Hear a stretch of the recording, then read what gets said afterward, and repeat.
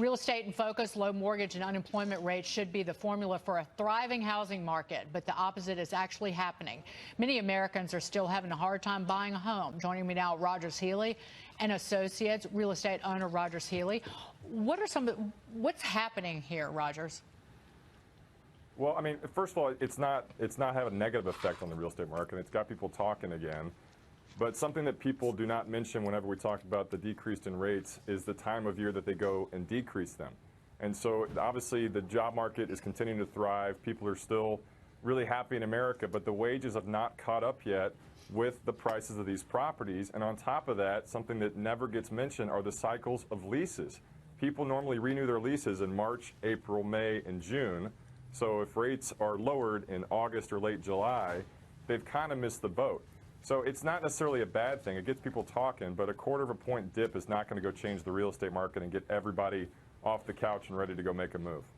Rogers, good morning. Mitch Rochelle. One of the things we've observed is that it seems like the I want to rent versus buy is somewhat secular as opposed to cyclical. What you were just talking about seems cyclical, and it seems as though it's secular, that we just don't want to own a home. We're just happy to rent. Is that something you're observing as well?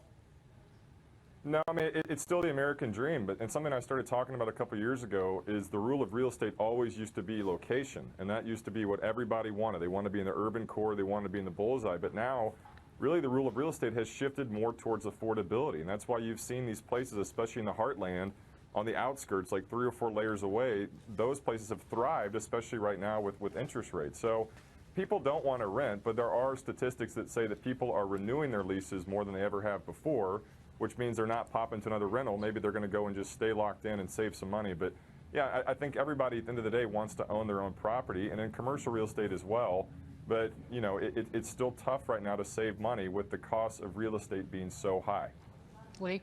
So, Rogers, I have a question. Do you think that any of the slowdown in real estate has to do with the people's inability to write off taxes in the same way that they used to? Yeah, and again, the slowdown, it's late summer. And this always happens in late summer, and this happens in midwinter. People really right now are focusing on preparing for their taxes. They're preparing for their kids to go back to school. They've spent a lot of their money on summer vacations. Like July is probably the busiest month of the year for people getting out of town for more than 7 or 10 days. So this really is a conversation we've had every single year, but at the end of the day, the market is still stable. It's just not as busy as it is in a traditional spring market. Rogers, good to see you. Thank you, sir. Come back.